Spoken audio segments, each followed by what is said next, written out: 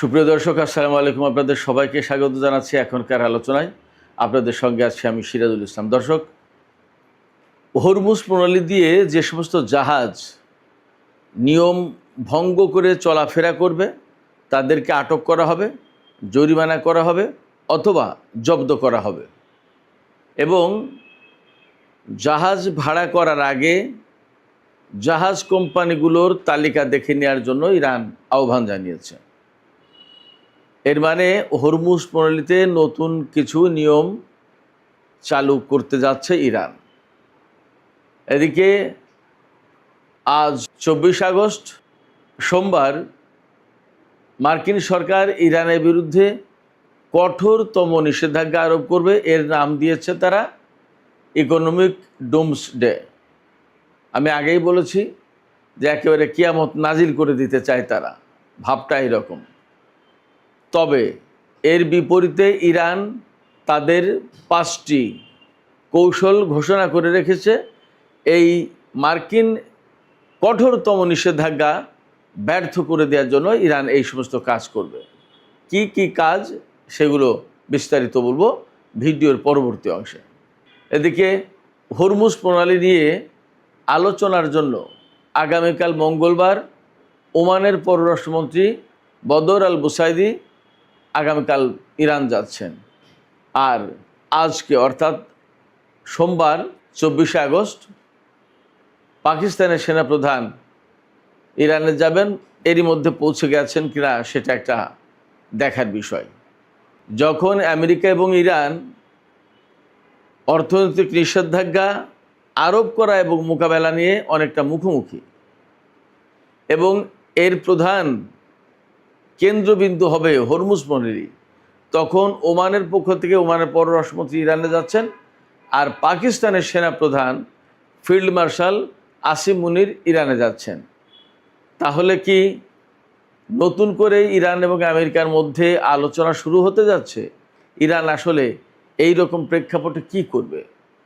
সুপ্রিয় দর্শক, এই বিষয়গুলো নিয়েই আজকের ভিডিওতে বিস্তারিত আলোচনা করার চেষ্টা করব। আশা করি আলোচনা ভালো লাগবে এবং আপনারা শেষ পর্যন্ত সঙ্গে থাকবেন। আর আলোচনা যদি ভালো লাগে তাহলে লাইক, কমেন্ট, শেয়ার করবেন এবং চ্যানেলটি সাবস্ক্রাইব করে সাথেই থাকবেন।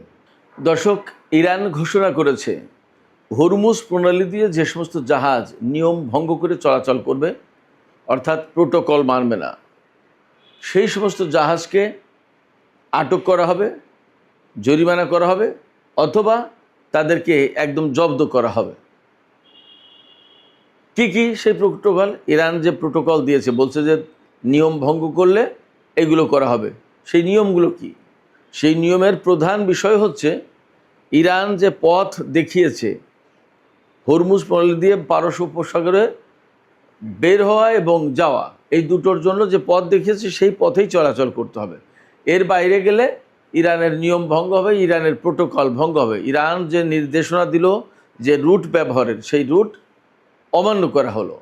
সেই ক্ষেত্রে যে সমস্ত জাহাজে এরকম অমান্য করবে তাদেরকে আটক করবে, তাদের বিরুদ্ধে জরিমানা করবে অথবা চূড়ান্তভাবে জব্দ করবে। এরই মধ্যে ইরান তার এই নিয়ম যাতে ঠিকমতো পরিচালিত হয় সেই জন্য আরও বেশ কিছু পদক্ষেপ নিয়েছে। তার একটা পদক্ষেপ হলো বিশ্বের যে সমস্ত জাহাজ কোম্পানি বা যে সমস্ত জাহাজ ইরানের নির্দেশিত পথে চলতে চায় না বা চলে না, এই বিষয়গুলো মোটামুটি ইরান এতদিন স্টাডি করে একটা তালিকা করেছে। তালিকা করে 46টি জাহাজকে তারা চিহ্নিত করেছে। এই জাহাজগুলো ইরানের নির্দেশিত পথে চলে না বা ইরানের রুলস ভায়োলেট করে। এই 46টি জাহাজ এই হরমুজ প্রণালীতে চলাচল করতে পারবে না। সেই জন্য ইরানের পক্ষ থেকে আরেকটা কথা বলা হয়েছে। ইরানের পক্ষ বলতে ইরানের পারস্য উপসাগরীয় প্রণালী কর্তৃপক্ষ PGSA। এই PGSA তারা আরও একটা কাজ করেছে। যে সমস্ত ব্যবসায়ী বা যে সমস্ত কোম্পানি পারস্য উপসাগরের বিভিন্ন দেশের কাছ থেকে তেল কিনবে, এই তেল পরিবহন করার জন্য জাহাজ ভাড়া করা লাগে। এই জাহাজ ভাড়া করার আগে PGSA অর্থাৎ পারস্য উপসাগরীয় প্রণালী কর্তৃপক্ষ যেটা, তারা বলেছে যে এই তালিকাটা দেখে নিতে। এই তালিকার ভিতরে এই যে 46টি জাহাজের নাম আছে তালিকাভুক্ত। এই জাহাজগুলো যাতে ভাড়া না করে, যাতে ভুল না হয়, সেই জন্য ইরান একটা তালিকা দিয়েছে এবং যারা তেল কিনবে সেই সমস্ত কোম্পানি বা ব্যক্তি মালিকানাধীন যারা এই তেল কিনবে তাদেরকে বলা হয়েছে যে আপনারা প্লিজ এই তালিকাটা দেখে নেবেন। এই তালিকার ভেতরে যে সমস্ত জাহাজ আছে সেই জাহাজ যেন আপনারা কেউ ভাড়া না করেন। এর মানে হচ্ছে যে পারস্য উপসাগরের জাহাজ চলাচলের ব্যাপারে ইরান কিন্তু একটা নিয়ন্ত্রণ আরোপ করলো। একেবারে হরহামেশা ইচ্ছা করলেই যে কোনো জাহাজ ঢুকে যেতে পারবে, যে কোনো জাহাজ তেল এনে দিতে পারবে, ব্যাপারটা কিন্তু এমন নয়। ইরানের পক্ষ থেকে এই কথাটাই পরিষ্কার করা হলো। তবে এই তালিকায় কোন কোন জাহাজ আছে সেই তালিকা আমি ব্যক্তিগতভাবে এখনও জানতে পারিনি বা পাইনি। সেই তালিকাটা এই ভিডিও যখন আপলোড হয়ে যাবে হয়তো ততক্ষণে তালিকা প্রকাশ হবে কিনা কে জানে। তো ধারণা করছি এই তালিকায় বেশিরভাগ ক্ষেত্রেই আমেরিকা, ইসরায়েল এবং পশ্চিমা কিছু দেশের জাহাজ থাকার সম্ভাবনা খুব বেশি। এটা একদম নিশ্চিত করে বলা যাচ্ছে না, তবে সম্ভাবনা এই কত মাস ধরে যে আমেরিকার সাথে ইসরায়েলের সাথে ইরানের যে যুদ্ধ সংঘাত এবং হরমুজ প্রণালী কেন্দ্রিক যে সমস্ত দ্বন্দ্ব চলছে, এর প্রেক্ষাপটে মোটামুটি ধারণা করা হচ্ছে যে আমেরিকা, ইসরায়েল এবং পশ্চিমা কিছু দেশের জাহাজ এই তালিকাভুক্ত করা হয়েছে, যে জাহাজগুলো হরমুজ প্রণালীতে যাওয়ার জন্য ইরান পারমিশন দেবে না। এদিকে আজকেই সোমবার মার্কিন সরকার ইরানের বিরুদ্ধে ইকোনমিক ডুমসডে ঘোষণা করবে। এই ঘোষণাটা দেবেন সংবাদ সম্মেলনের মধ্য দিয়ে মার্কিন অর্থমন্ত্রী স্কট বেসেন্ট। স্কট বেসেন্টের প্রত্যাশা যে ইরানের বিরুদ্ধে এমন নিষেধাজ্ঞা আরোপ করা হচ্ছে, এটা ইতিহাসের সবচেয়ে কঠোরতম নিষেধাজ্ঞা এবং এই নিষেধাজ্ঞার পরে ইরানের অর্থনীতি, ইরান একদম সমস্ত সব কিছু শেষ হয়ে যাবে। শুধু তাই না, তিনি বলছেন এই নিষেধাজ্ঞা আরোপ করার পর ইরান এবং আমেরিকার মধ্যকার যুদ্ধের পরিসমাপ্তি ঘটবে। এর মানে হচ্ছে যে স্কট বেসেন্ট মার্কিন অর্থমন্ত্রী তিনি আশা করছেন যে এই নিষেধাজ্ঞাটা এত বেশি কার্যকর হবে যে ইরান টিকে থাকতে পারবে না। তখন একেবারে প্রচণ্ড রকমের অর্থনৈতিক অভাবে পড়ে, সংকটে পড়ে তারা আত্মসমর্পণ করতে বাধ্য হবে, আমেরিকার কাছে গিয়ে হাতে পায়ে ধরবে, আত্মসমর্পণ করবে। কিন্তু ইরানের বক্তব্য ভিন্ন। ইরান কিন্তু বলছে যে আমেরিকা যে নিষেধাজ্ঞা আরোপ করতে যাচ্ছে তা মোকাবেলার জন্য আমাদের হাতে 5টি অস্ত্র আছে, এই অস্ত্র দিয়ে মোকাবেলা করব। ইরানের হাতে কি কি অস্ত্র আছে চলুন আমরা একটু দেখে নিই। মানে হচ্ছে ইরান কি দিয়ে আমেরিকার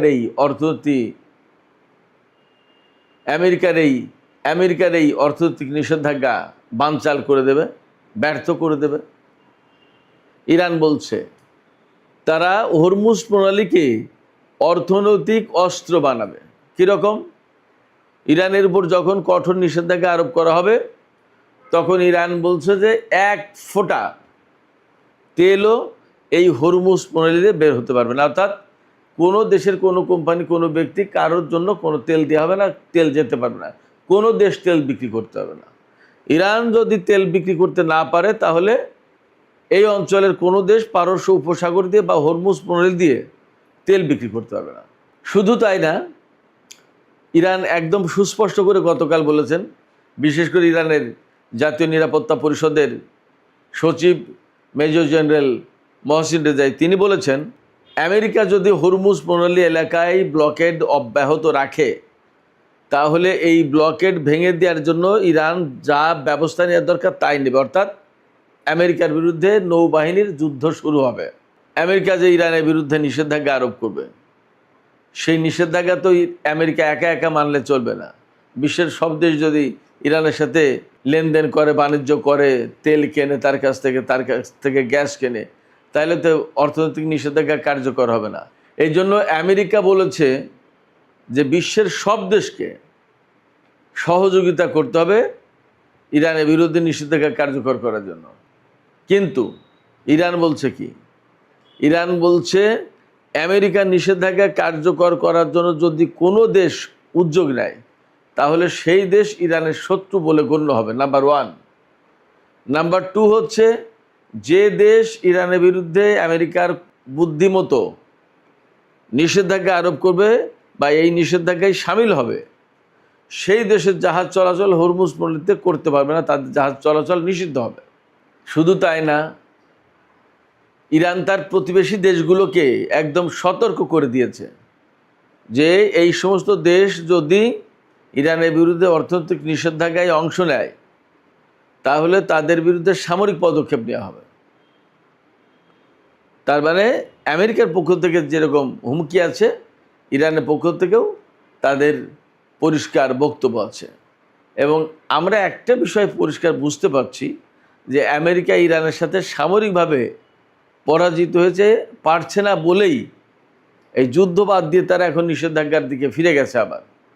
তা আগে যখন নিষেধাজ্ঞায় কিছু করতে পারেনি, এখন নতুন নিষেধাজ্ঞা দিয়ে কি কিছু করতে পারে? আপনাদের কি তাই মনে হয়? দেখা যাক কি হয়। মার্কিন নিষেধাজ্ঞা বানচাল করে দেওয়ার জন্য ইরান আরও কী করবে, আরও 3টি ঘোষণা আছে তাদের পক্ষ থেকে। তারা অর্থাৎ ইরান চীন এবং রাশিয়ার মতো শক্তির সাথে বিকল্প বাণিজ্য নেটওয়ার্কটা ঠিক রাখতে চায় এবং থাকবে। রাশিয়া আমেরিকার পক্ষের এই নিষেধাজ্ঞায় অংশ নেবে না, কারণ রাশিয়া নিজেই মার্কিন নিষেধাজ্ঞার শিকার। জো বাইডেনের আমলে এই নিষেধাজ্ঞা দেওয়া হয়েছিল, ডোনাল্ড ট্রাম্পের আমলে এসে কিন্তু সেই নিষেধাজ্ঞা বহালই আছে, তোলেনি। তার মানে হচ্ছে কি, সরকার পরিবর্তন হলেও রাশিয়ার ব্যাপারে তাদের নীতিতে কোনো পরিবর্তন আসেনি। এখন রাশিয়া যেহেতু নিজেরাই নিষেধাজ্ঞার কবলে থাকা দেশ, তারা কেন ইরানের বিরুদ্ধে নিষেধাজ্ঞা বাস্তবায়ন করতে যাবে? এবং বরং তারা দেখে যে এই ইরানের বিরুদ্ধে যে নিষেধাজ্ঞা আরোপ করা হচ্ছে এগুলো ভুল এবং অন্যায়। এই অন্যায় কাজে রাশিয়া সাপোর্ট দেবে না, নাম্বার 1। নাম্বার 2 হচ্ছে চীন একই কথা বলেছে, পরিষ্কার করে বলেছে। চীনের পররাষ্ট্র মন্ত্রণালয়ের মুখপাত্র বলেছেন, নিষেধাজ্ঞা অবরোধ এগুলো কোনো সমাধান না, এগুলো করে ইরানের সাথে যে আমেরিকার সংকট, এই সংকটের সমাধান করা যাবে না। তার মানে চীন ইরানের কাছ থেকে তেল কেনা অব্যাহত রাখবে এবং চীন এই নিষেধাজ্ঞায় সামিল হবে না, তারা বলেছে এর আগে। চীনের প্রেসিডেন্ট শি জিনপিং আরও বেশ কিছুদিন আগেই পরিষ্কার করে বলেছে যে চীন একটি স্বাধীন সার্বভৌম দেশ। কার কাছ থেকে কোন ধরনের পণ্য কিনবে কি কিনবে না সেটা তারা নিজেরা ঠিক করবে, আমেরিকা চাপিয়ে দিতে পারে না, এবং আমেরিকা চাপিয়ে দিলেই চিন্তা করবেও না। মার্কিন নিষেধাজ্ঞা বানচাল করে দেওয়ার জন্য আর কি করবে ইরান? ইরানের জাতীয় সর্বোচ্চ নিরাপত্তা পরিষদের সচিব মহসিন রেজাই তিনি ঘোষণা করেছেন যে হরমুজ প্রণালী দিয়ে যদি তেল রপ্তানি করার মতো পরিস্থিতি না থাকে বা না তৈরি হয়, তাহলে আমরা তেল রপ্তানির বিকল্প রুট খুঁজব, বিকল্প রুট বের করব। হয়তো যেহেতু ইরানের বেশিরভাগ তেল চীনে রপ্তানি হয়, হয়তো তারা স্থলপথে, রেলপথে হয়তো চীনের সাথে তেলের বাণিজ্য করবে। বিকল্প অন্তত হলো। এমনও হতে পারে, সম্ভাবনা আছে, চীন তার নিজের জাহাজ পাঠাবে হরমুজ প্রণালী দিয়ে তেল আনার জন্য। আমেরিকা যদি চীনা জাহাজে হামলা চালায় বা চীনের জাহাজ আটক করে, তখন চীন সরকার বাদবাকি ব্যবস্থা নেবে। এবং এই নিষেধাজ্ঞাকে কেন্দ্র করে এমনও হতে পারে যে বৃহত্তর অঙ্গনে যুদ্ধ ছড়িয়ে পড়তে পারে, এবং এই মুহূর্তে আমেরিকা যে দুর্বল অবস্থানে এটা দুনিয়া সবাই জানে। আরেকটা কি করবে এই নিষেধাজ্ঞা মোকাবেলার জন্য? যদি হরমুজ প্রণালীতে জাহাজ চলাচল মোটামুটি করতে থাকে, প্রত্যেকটা জাহাজের উপর থেকে টোল আদায় করবে। ইরানের তেল যদি বিক্রি করতে কথা নাও হয়, তাহলেও টোল আদায়ের পয়সায় একটা ভালো রকমের বড় অঙ্কের টাকা চলে আসবে ইরানের হাতে। টোল আদায় করবে, এবং যদি কোনো রকমের ইরানি প্রোটোকলে সহায়তা না করা হয়, সাহায্য করা না হয়, বাস্তবায়ন করা যদি না হয়, তাহলে তাদের উপরে জরিমানা ধরে দেবে। এমনকি অনেকগুলো জাহাজ হরমুজ প্রণালীতে চলাচলের ব্যাপারে নিষিদ্ধ হতে পারে। তো তাহলে আমি ইরান যে পদ্ধতিগুলো, কৌশলগুলো বা হাতিয়ার ব্যবহার করবে মার্কিন নিষেধাজ্ঞা আরোপের ব্যাপারে, কৌশলগুলো আমি সাম আপ করে একদম সংক্ষেপে আপনাদেরকে আবার জানিয়ে দিচ্ছি। প্রথমত, হরমুজ প্রণালীকে অস্ত্র হিসেবে তারা ব্যবহার করবে ইরান। 2, মার্কিন নিষেধাজ্ঞায় যোগ দেওয়া দেশগুলোকে শত্রু বলে গণ্য করবে। ফলে ইরানের হাত থেকে বাঁচার জন্য অনেকে এই নিষেধাজ্ঞায় হয়তো যোগ দেবে না।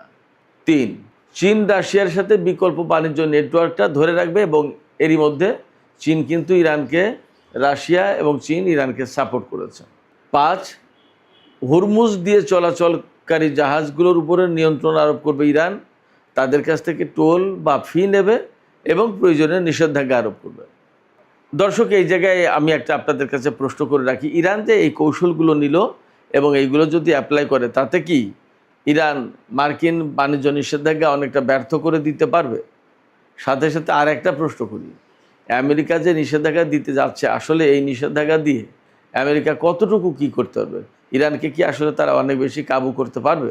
দর্শক, শুরুতে আর একটা খবর দিয়েছিলাম আপনাদেরকে যে ওমানের পররাষ্ট্রমন্ত্রী বদর আল বুসাইদি আগামীকাল মঙ্গলবার তেহরান সফরে যাচ্ছেন। এখানে তিনি কি আলোচনা করবেন? ইরানের সাথে ওমানের তো হরমুজ প্রণালী নিয়ে একটা বোঝাপড়া হয়েছে, কোনভাবে জাহাজ যাবে, কোনভাবে জাহাজ আসবে এবং কিভাবে তারা এই টোটাল ম্যানেজমেন্টটা করবে, এই ব্যাপারে তাদের ভিতরে একটা চুক্তি কিন্তু অলরেডি হয়েছে বলেই জানা গেছে। এরপরেও ওমানের পররাষ্ট্রমন্ত্রী ইরানের সফরে যাচ্ছেন। এপাশে আজকে পাক সেনাপ্রধান অর্থাৎ পাকিস্তানের সেনাপ্রধান ফিল্ড মার্শাল আসিম মুনির ইরান সফরে গেছেন বা যাচ্ছেন। আসলে তারা কি আলোচনা করবে? যতদূর বুঝতে পারছি, আমেরিকা খুবই গ্যাড়াকলে পড়ে গেছে। সামনে মিড টার্ম ইলেকশন নভেম্বরে।